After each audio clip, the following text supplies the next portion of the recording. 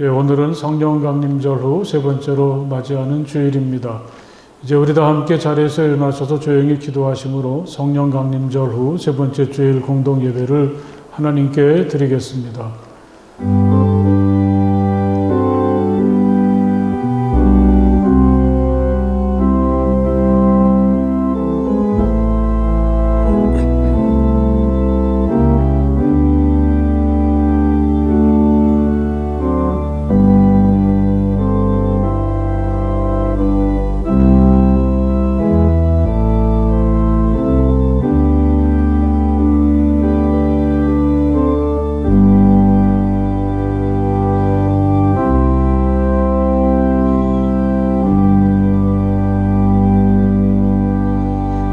주님, 온 마음을 기울여서 주님께 감사를 드립니다.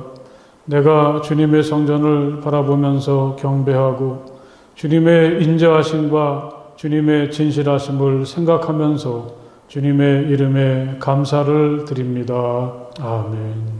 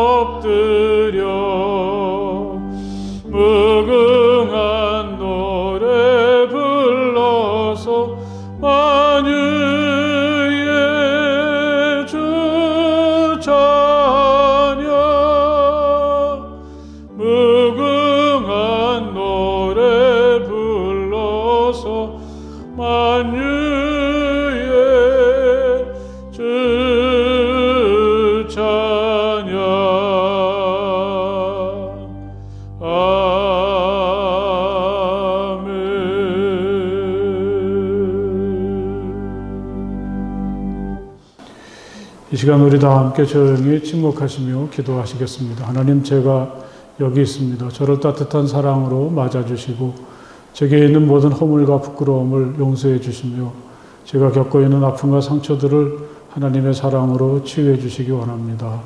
우리 조용히 간절한 마음으로 침묵하면서 기도하시겠습니다.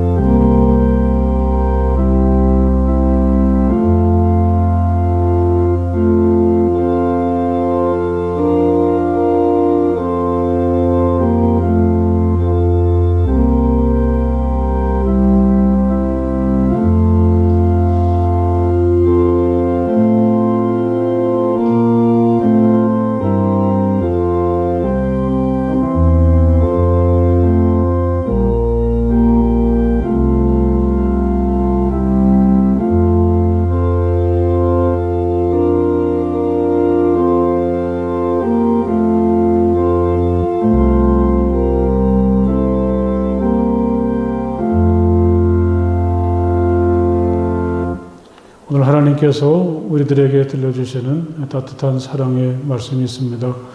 너희가 나를 부르고 나에게 와서 기도하면 내가 너희의 호소를 들어주겠다. 너희가 나를 찾으면 나를 만날 것이다. 너희가 온전한 마음으로 나를 찾기만 하면 내가 너희를 만나주겠다. 나 주의 말이다. 아멘.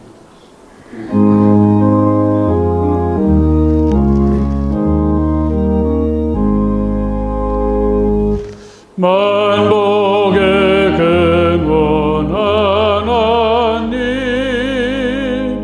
온 백성 찬송 드리고 저 천사요 찬송하세. 찬송 성부 성자 성령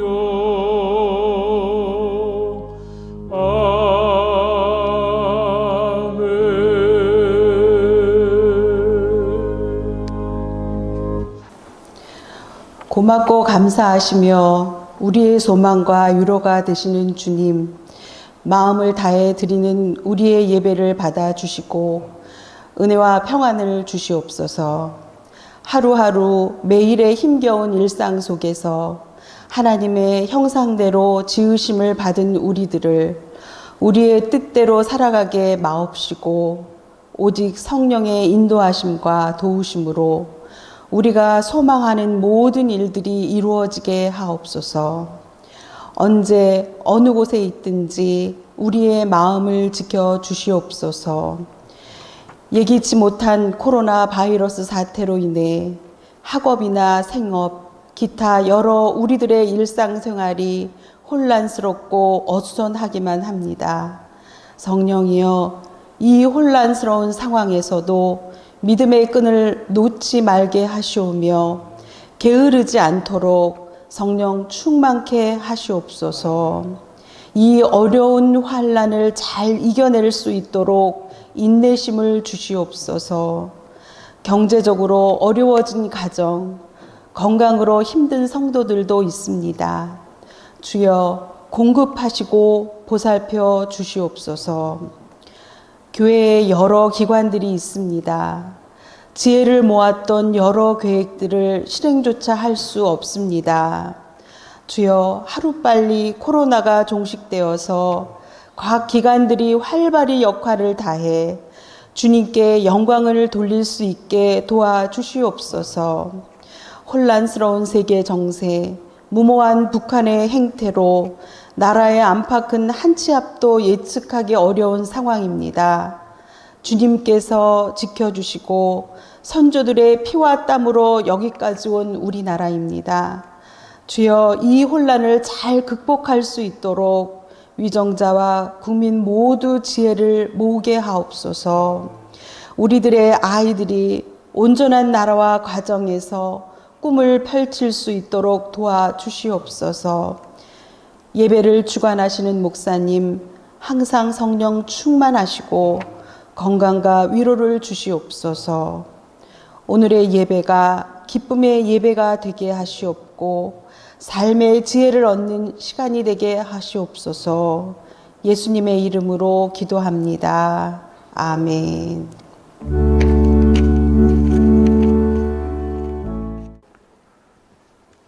오늘 하나님의 말씀은 구약성경 예레미야서 20장의 말씀이 되겠습니다. 예레미야서 20장 7절에서부터 13절까지의 말씀을 다 찾으시기 바랍니다. 예레미야서 20장 7절에서부터 13절까지의 말씀, 이제 제가 봉독하겠습니다. 주님께서 나를 속이셨으므로 내가 주님께 속았습니다. 주님께서는 나보다 더 강하셔서 나를 이기셨으므로 내가 조롱거리가 되니 사람들이 날마다 나를 조롱합니다. 내가 입을 열어 말을 할 때마다 폭력을 고발하고 파멸을 외치니 주님의 말씀 때문에 나는 날마다 치욕과 모욕거리가 됩니다. 이제는 주님을 말하지 않겠다, 다시는 주님의 이름으로 외치지 않겠다 하고 결심하여 보지만 그때마다 주님의 말씀이 나의 심장 속에서 불처럼 타올라 뼛속까지 타들어가니 나는 견디다 못해 그만 항복하고 맙니다. 수많은 사람이 수근거리는 소리를 나는 들었습니다. 에레미야가 겁에 질려 있다. 너희는 그를 고발하여라. 우리도 그를 고발하겠다 합니다. 나와 친하던 사람들도 모두 내가 넘어지기만을 기다립니다. 혹시 그가 실수를 하기라도 하면 우리가 그를 덮치고 그에게 보복을 하자 합니다. 그러나 주님은 내 옆에 계시는 힘센 용사이십니다. 그러므로 나를 박해하는 사람들이 힘도 쓰지 못하고 쓰러질 것입니다. 이처럼 그들이 실패해서 그들은 영원히 잊지 못할 큰 수치를 당할 것입니다. 만군의 주님은 의로운 사람을 시험하시고 생각과 마음을 감찰하시는 분이십니다. 내 억울한 사정을 주님께 아뢰었으니 주님께서 그들에게 내 원수를 갚아 주십시오. 내가 그것을 보기를 원합니다. 주님께 노래하여라. 주님을 찬양하여라. 주님께서는 억압받는 사람들을 악인들의 권세에서 건져 주신다. 아멘. 하나님의 평화가 오늘 이 시간 이곳에 나와서 예배를 드리는 우리 교우 여러분, 또 가정이나 또 다른 곳에서 이 시간 이 장소를 기억하면서 함께 하나님께 예배하는 모든 성함의 가족들에게 충만하시기를 간절히 바랍니다. 저는 지난 주간에 우연히 링컨에 관한 글을 다시 읽게 되었습니다. 그가 세상을 떠난 지도 벌써 155년이 되었습니다. 그는 여전히 미국 사람들에게 가장 존경받는 대통령으로 남아 있다고 합니다. 그의 전기를 읽어보면 그의 길이 결코 쉽지가 않았습니다. 그래도 그는 자신의 길을 걸어가면서 항상 더 높고 멋진 세상을 향한 희망을 품고 그것을 향해서 한 걸음씩 꾸준히 걸어가는 사람이었습니다. 많은 사람들이 링컨을 이야기하면 정직함을 말하기도 하지만 우직하다고 할까요? 자기에게 주어졌다고 믿었던 과업을 회피하지 않고 언제나 최선을 다해서 거기에 맞서려고 했던 사람이라고 하겠습니다. 김동길 박사가 지난 1976년에 펴냈던 링컨의 전기에서 가장 인상 깊게 남는 대목이 있습니다. 대통령 선거에서 상대인 민주당 후보를 물리치고 대통령에 당선된 링컨이 자신의 정치적 고향인 일리노이주의 스프링필드를 떠나면서 그의 지지자들에게 남겼던 말입니다. 1861년 2월 11일 그날따라 비가 억수같이 퍼부었고 링컨은 마치 유언과 같은 말을 그들에게 남겼습니다. 나는 이곳을 떠납니다. 언제 돌아오게 될는지 과연 돌아올 수 있을는지 그것도 알지 못한 채 워싱턴에게 맡겨졌던 것보다 더 어려운 일을 앞에 놓고 나는 갑니다. 그를 돌보아 주신 거룩하신 하나님의 도우심이 없다면 나는 성공할 수 없습니다. 하나님의 도우심만 있다면 나는 실패할 리 없습니다. 나와 함께 계시고 또 여러분과 함께 계시고 어디서나 영원히 계시는 하나님을 믿으며 모든 일이 다 잘 돼가기를 믿는 마음으로 희망을 가집시다. 여러분을 하나님의 손에 맡기듯 여러분의 기도 속에서 나를 하나님께 맡기길 바라면서 정성 어린 작별을 고합니다. 그가 뉴욕과 필라델피아를 거쳐서 암살 음모가 있다는 소문이 떠돌던 볼티모어를 거쳐서 워싱턴에 들어간 시간은 다음 날 새벽 5시였다고 합니다. 이걸 보면 비록 그가 대통령이 되기는 했지만 그의 앞날이 얼마나 험난한가를 잘 알 수가 있습니다. 그가 스프링필드를 떠나면서 남겼던 말처럼 만약에 그에게 하나님의 함께하심에 대한 믿음이 없었다면 그리고 지금 자기가 하고자 하는 그 일이 하나님께서 원하시고 기뻐하시는 일이란 확신이 없었다면 과연 그가 그 어려움을 헤쳐나갈 수 있었을까 생각해 보게 됩니다. 사랑하는 여러분, 오늘을 살아가면서 우리에게 필요한 것도 바로 이런 부분이 아니겠습니까? 요즘 우리들 중에 누구도 아주 쉽고 편안한 길을 가는 사람은 없습니다. 더욱이 요즘처럼 모든 것이 불확실하고 그동안의 우리의 경험이나 지식이 별 도움이 되지 않는 시대엔 한 개인으로서의 무력함이 절실하게 와닿습니다. 지난 주간에 우리는 개성공단의 남북연락사무소가 무너져 내리는 광경을 눈으로 보았습니다. 그동안 우리 정부가 심혈을 기울였던 남북의 평화나 신뢰 구축의 모든 노력이 그냥 무너지는 것 같았습니다. 그 광경을 지켜보면서 제 개인적으로는 나라는 사람이 정말 무력하구나, 역사의 흐름에 대해서 아무런 말도 할 수가 없고 또 내가 무슨 말을 한다고 해서 그것이 역사의 흐름에 무슨 영향을 끼칠 수가 있겠는가. 이런 시대를 내가 이런 모습으로 살고 있다니 깊은 탄식이 절로 나왔습니다.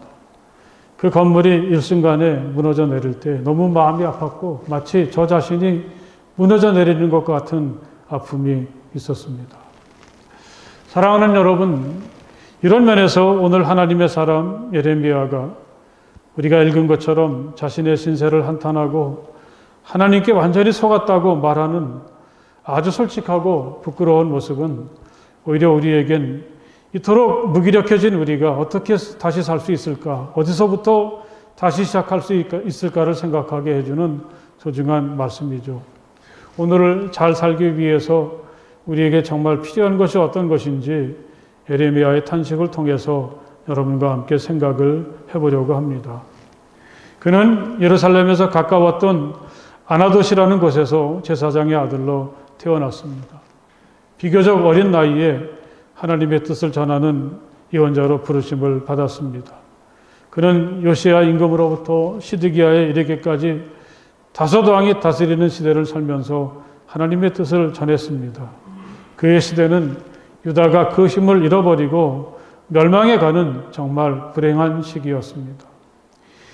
이 어려운 시대를 몸으로 겪으면서 하나님의 뜻을 전하려니 그는 얼마나 힘이 들었겠습니까? 하나님은 처음부터 그가 하나님의 부르심을 거역하지 못하도록 하셨습니다. 내가 너를 모태에서 짓기도 전에 너를 선택하고 내가 태어나기도 전에 너를 거룩하게 구별해서 문 민족에게 보낼 예언자로 세웠다. 하나님은 이렇게 그를 처음부터 압박하셨습니다. 난 할 수 없습니다. 난 너무 어려서 말도 잘 못합니다. 아무리 예레미야가 말해도 하나님은 꿈쩍도 하지 않으셨습니다. 내가 늘 너와 함께 있으면서 보호해 주겠다. 오히려 이렇게 약속하시면서 그를 부르셨습니다. 만약에 그 시대의 사람들이 예레미야를 하나님께서 보내신 예언자로 인정해 주고 그가 한 말들을 존중해서 하나님의 말씀으로 잘 받아들였다면 그가 이렇게 하나님께 속았다고까지는 말하지 않았겠죠. 문제는 그가 아무리 말을 해도 사람들은 그의 말을 잘 들으려고 하지 않았다는 데 있습니다. 더욱이 그도 인정하는 것처럼 하나님께서 그에게 맡기시는 말들이 사람들에게 복을 빌어주고 평화와 번영을 약속하는 것이라면 사람들이 그를 얼마든지 좋아했을 텐데 그게 아니었습니다.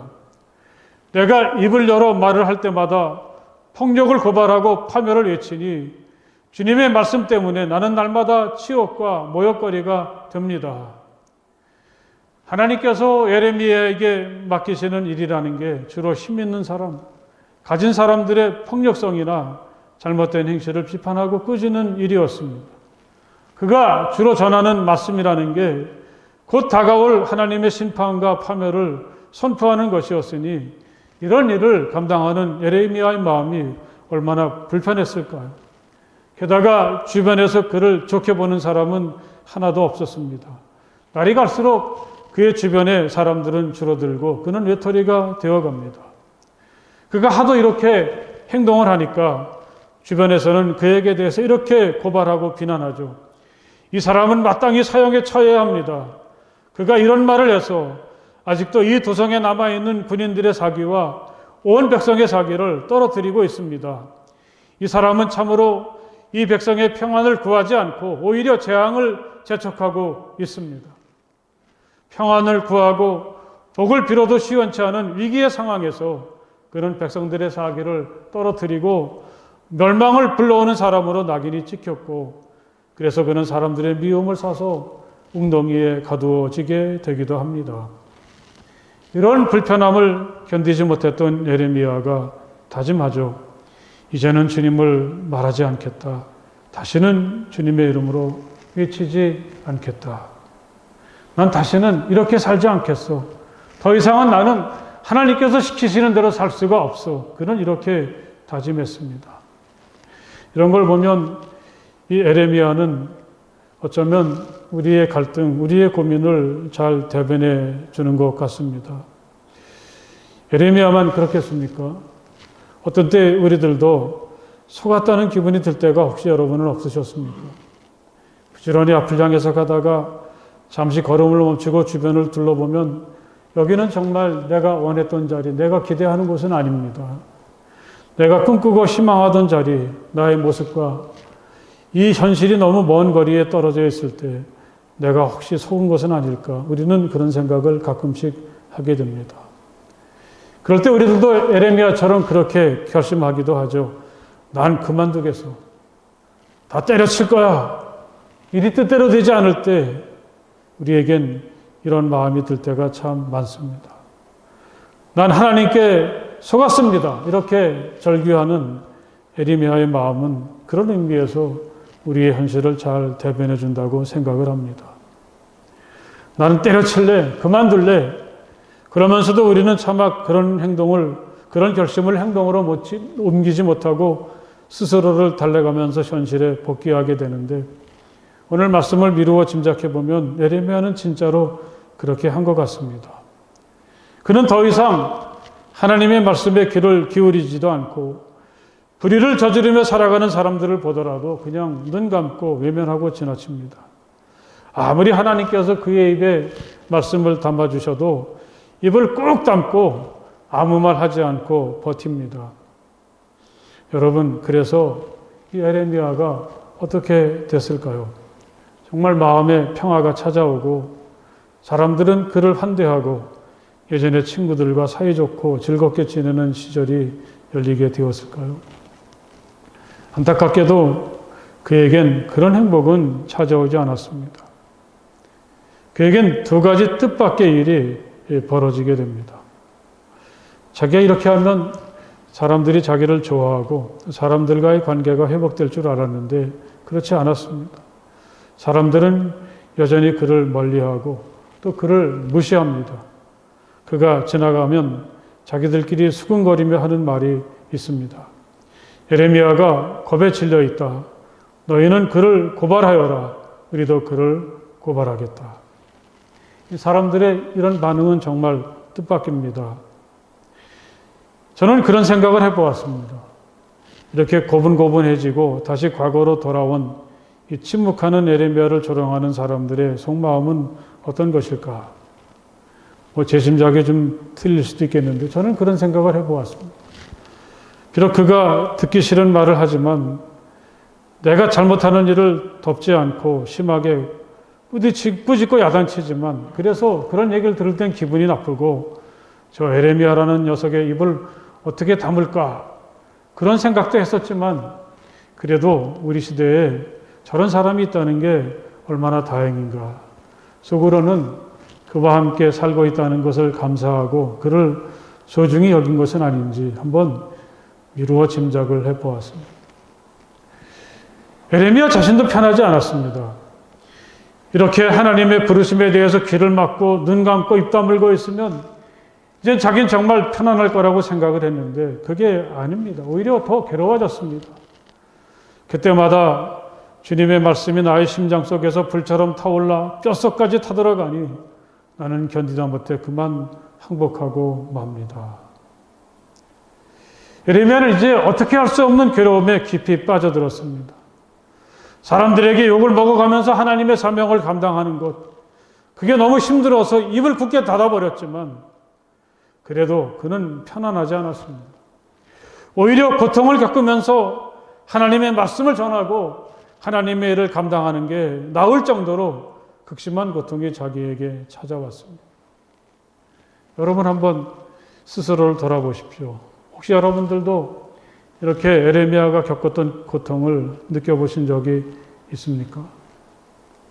너무 억울하고 힘이 들어서 이젠 내 멋대로 살 거야. 그렇게 생각을 했었는데 그러면 모든 고통과 괴로움이 사라지고 평화가 찾아올 것이라고 생각했었는데 절대로 그렇지가 않은 거죠.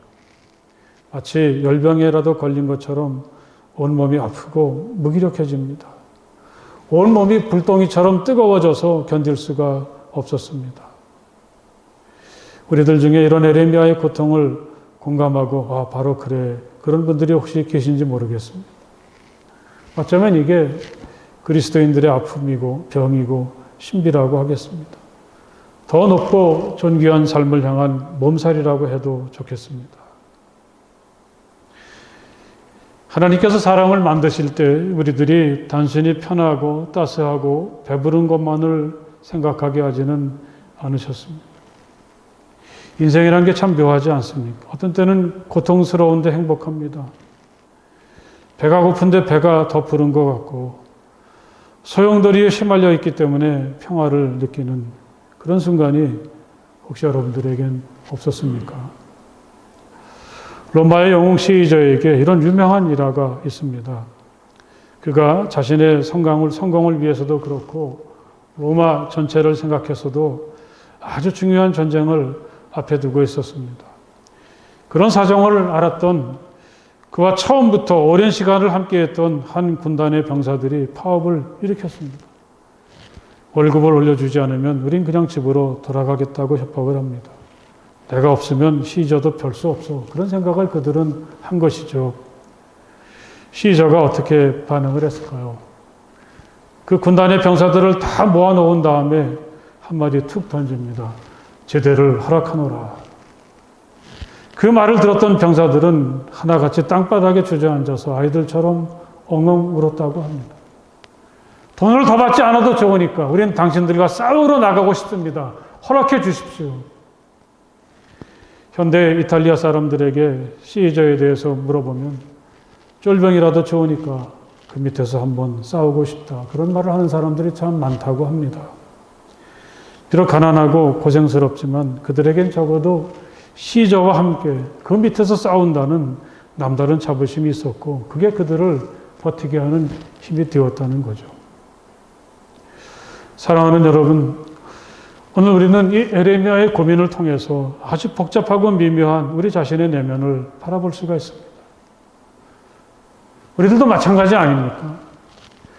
하나님의 일을 해도 괴롭고 하지 않아도 괴롭지 않습니까? 주변에 눈치 보지 않고 하나님의 뜻대로 살다 보면 많은 어려움과 불이익이 있습니다. 그러다 보면 어느덧 나는 혼자가 됩니다. 사람들은 하나둘 슬그머니 내 곁을 떠나버리죠. 그때 우리들도 에레미야처럼 마음을 먹죠. 이제껏 난 속았어. 하나님께 속았어. 더 이상 이렇게 살 수는 없어. 그러면서 하나님의 뜻과 말씀을 접을 때가 있습니다. 이게 우리를 행복하게 해주고 편안하게 할 수가 있는 것인지. 이렇게 해서 편안해질 것 같았는데 오히려 더 마음이 아프고 괴롭고 견딜 수 없게 된 시간은 여러분에게 없었는지 한번 생각해 보십시오. 오늘의 말씀은 에레미야의 깊은 탄식으로부터 시작이 되었습니다. 주님께서 나를 속이셨으므로 내가 주님께 속았습니다. 하나님은 정말 그를 속이신 걸까요? 에레미야가 아직 세상 경험이 없어서 하나님께 속았을까요? 여기서 속이다란 말은 설득하다 그런 점잖은 뜻도 있지만 아주 천박한 의미로도 읽을 수가 있습니다. 우리가 사용하기에도 낯뜨겁습니다. 꽃이다, 유혹하다 그렇게도 읽을 수 있죠. 워낙 하나님의 일이 사람들에게 인기가 없으니까 순진하고 아직 세상 물정 모르는 철부지를 꼬셔서 너라도 해라. 내가 태어나기 전부터 난 너에게 이 일을 맡기려고 했어. 이런 식으로 그를 꼬셔서 하나님께서는 그에게 일을 맡기신 것일까요? 다시 말하면 이 고통과 고민 속에서 지금 에레미야가 하는 그 일들이 그만큼 가치가 없고 허접한 일입니까? 만일 그랬다면 그가 이제 그 일을 하지 않게 되었을 때 그는 마치 긴 터널을 빠져나온 것처럼 편안해지고 속이 시원해지고 개운하게 되어야 할 것입니다. 그런데 에레미야는 그렇지 않았습니다. 이렇게 힘들고 괴로운 일에서 벗어났는데 더 죽을 지경입니다. 속에서 불이 막 타오르는 것 같습니다. 차라리 고통 속에서라도 그 일을 하는 게 나았다는 걸 그는 비로소 알게 되었습니다. 이게 바로 하나님의 사람들이 마음속에 품고 있는 미묘한 모습이고 또 우리들의 고민이 아니겠습니까? 예레미야를 통해서 우리는 다시 한번 분명히 알게 됩니다. 말씀드렸던 것처럼 우리는 편안하다고 해서 그게 마냥 좋은 것은 아닙니다. 하나님은 우리들을 아주 신비하게 지으셨습니다. 때로는 고통을 당하는 게 더 행복하고 분명히 손해를 입었는데 괜히 마음이 풍성해집니다. 여러분, 지면서도 이기는 경우는 얼마나 많습니까? 상대방을 한 대 때리느니 내가 맞는 게 더 개운할 때가 있지 않습니까? 내 손에 가진 것은 아무것도 없지만 그래서 부자가 된 것 같고 풍성해질 때가 있습니다. 감당하기 힘든 무거운 사명에 끙끙대지만 그래서 오히려 우리는 살만 나는 인생을 살고 있지 않습니까? 십자가 속에 진정한 생명의 신비가 담겨져 있습니다. 주님께서 나를 속이셨으므로 내가 주님께 속았습니다. 예레미야는 이렇게 자신이 하나님께 속았다고 징징거리고 있지만 그래서 어떻다는 것입니까? 그 인생이 잘못되었습니까? 여기에는 그가 하나님의 사람으로 살아가면서 경험했던 삶의 깊은 신비가 담겨져 있습니다. 속은 줄 알았었는데 그래서 다시는 이렇게 살지 말아야 되겠다고 생각하고 모든 짐을 내려놓았었는데 진짜가 바로 거기 있었습니다. 속은 줄 알고 따라왔었는데 속았다고 생각했을 땐 화가 몹시 났었는데 그게 자신을 가치 있게 하고 존귀 있게 하고 살아있게 한다는 신비를 예레미야는 그때 비로소 깨달았습니다. 사랑하는 여러분, 여러분에게도 이런 은혜의 순간이 열려지기를 주님의 이름으로 간절히 축복합니다. 물론 그 후에도 그는 여전히 징징대면서 하나님께서 이끄시는 대로 자신의 길을 걸어가게 되죠. 오늘의 말씀을 계속 읽어보면 11절부터는 하나님을 찬양하는 고백이 나옵니다. 그러나 주님은 내 곁에 계신 힘센 용사이십니다. 이제 그의 고민이 다 끝났구나, 갈등이 다 끝났구나 이렇게 생각을 했는데 방심은 금물입니다. 그는 또다시 갈등에 휘말리죠. 14절의 말씀을 보면 내가 태어난 날이 저주를 받았어야 했는데 내가 모태에서 죽어 어머니가 낳은 무덤이 되었어야 했는데 왜 태어났냐? 이렇게 사느니 차라리 태어나지 말 걸 그러지 않았어. 그는 그렇게 괴로워하기도 합니다.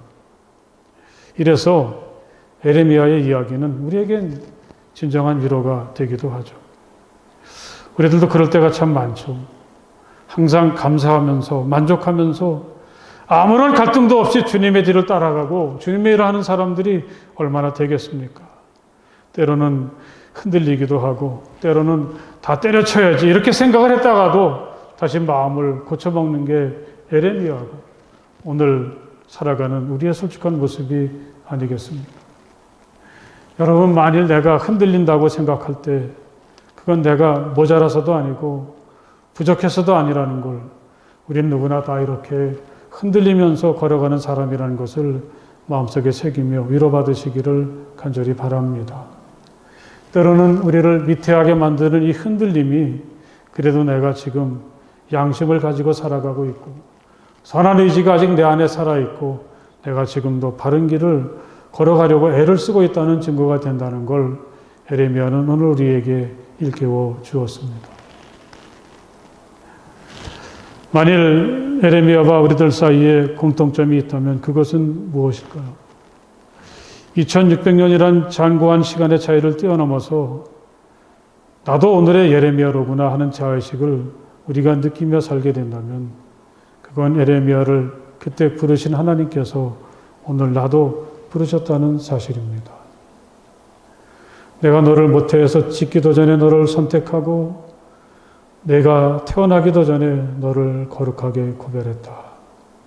하나님이 사랑하는 여러분, 이게 오로지 예레미야에게만 들려주시는 말씀이겠습니다. 하나님은 우리들을 향해서도 이렇게 말씀하십니다. 우리들 중에 누가 하나님의 섭리나 계획이 없이 제멋대로 세상에 온 사람이 있겠습니까? 우리의 오늘이 여기서부터 다시 시작할 수 있게 되기를 간절히 바랍니다. 하나님은 그에게 이렇게도 말씀을 하셨습니다. 내가 내 말을 내 입에 맡긴다. 똑똑히 보아라. 오늘 내가 문 민족과 나라들 위에 너를 세우고 내가 그것들을 뽑으며 허물며 멸망시키며 파괴하며 세우며 심게 하겠다. 도대체 에레미야가 어떤 사람이길래 이렇게 거창한 사명을 감당하게 하시는 것인지.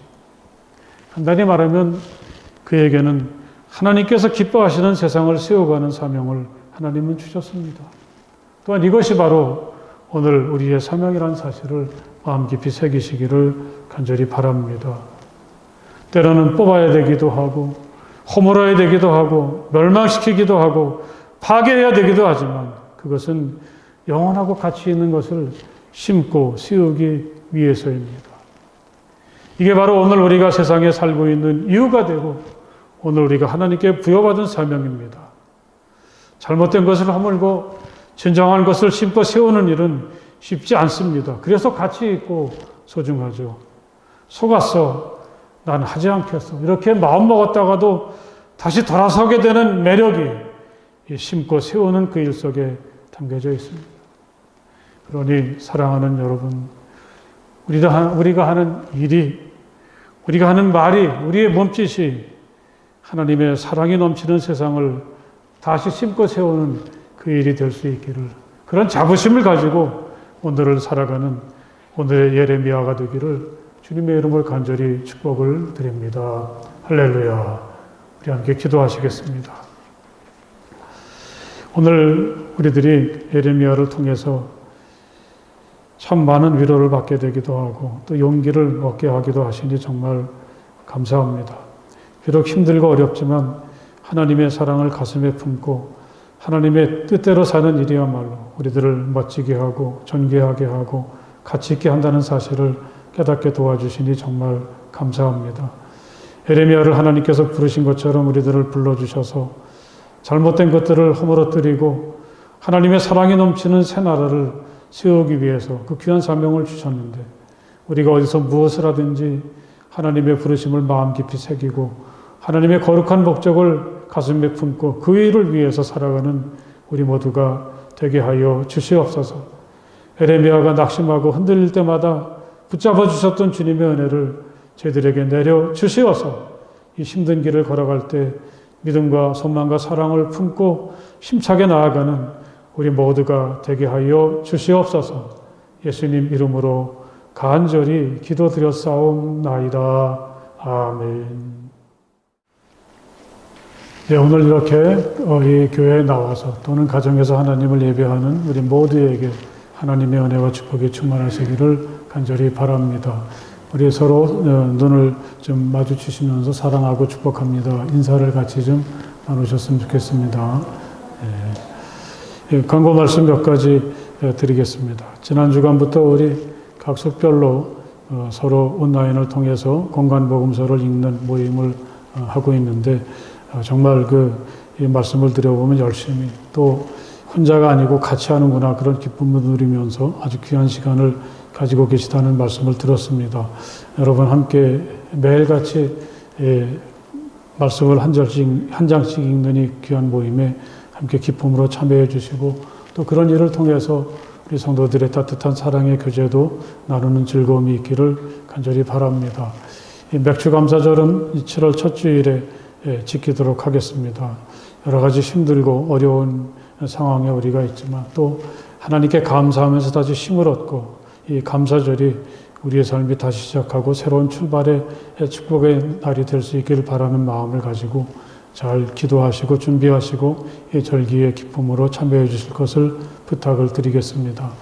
이 코로나로 인해서 이 변화된 예배의 상황에 여러분들이 좀 잘 적응을 해 주셔서 주일날은 오전 9시와 11시에 공동 예배가 있고 또 이 9시 예배를 영상으로 담아서 가정에서 예배를 드릴 수 있도록 유튜브에 올려놓으니까 꼭 함께 예배에 참석하시길 바랍니다. 어떤 형태로든지요.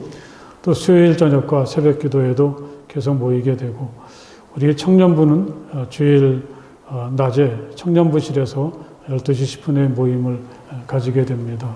이 중고등부도 11시에 중고등부실에서 예배를 드리고 또 그 예배를 실황을 중계해서 오지 못하는 학생들은 온라인으로도 예배를 드리도록 오늘부터 그렇게 시행을 합니다. 아동부도 11시에 예배를 드리고 또 부모님들께 카톡으로 영상을 보내드리기도 하니까 못 오는 어린이들은 이 카톡을 통해서 또 주님을 만나고 또 하나님의 은혜 속에 살 수 있도록 우리 부모님들이 좀 잘 도와주셨으면 하는 부탁을 드리겠습니다. 아직도 코로나가 가시지 않고 어떤 땐 더 심각해지는 것 같은 어려움이 우리에게 있습니다. 교회도 철저하게 대비하면서 그래도 우리가 예배의 시간을 잘 지키고 또 교회에서 못 드리는 분들은 이 가정에서도 예배를 드릴 수 있도록 우리가 잘 준비할 테니까 여러분들도 협조하시고 어디서든지 이 주일을 예배를 통해서 힘을 얻고 은혜를 얻는 우리의 시간들이 될 수 있기를 다시 한번 부탁을 드리겠습니다. 이제 우리 다 함께 자리에서 일어나셔서 주기도문 찬송 함께 찬송을 부르시겠습니다.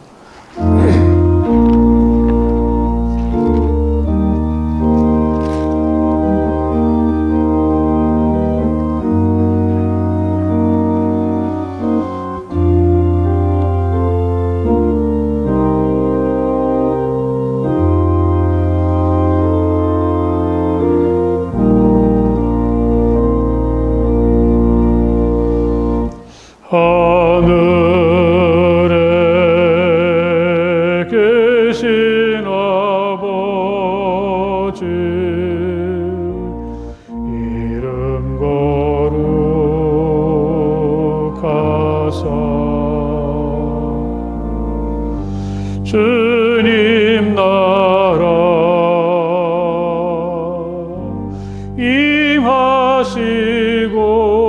임하시고 뜻이 이루어지다.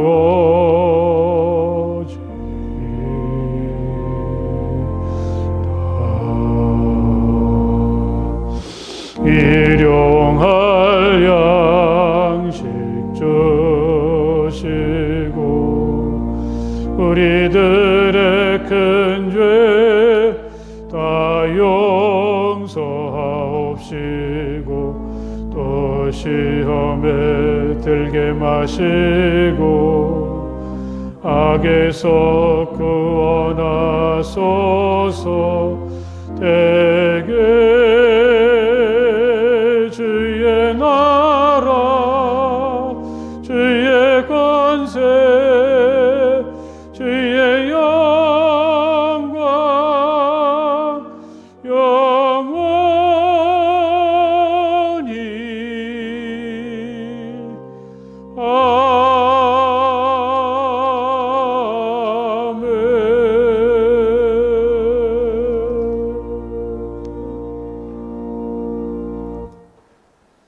우리 주 예수 그리스도의 크신 은혜와 우리 아버지 하나님의 사랑하심과 성령 안에서의 사귐이 마음을 다해서 우리 주님을 찬양하고 예배하는 모든 주님의 자녀들 가운데 영원토록 함께하여 주시기를 간절히 축원하옵나이다.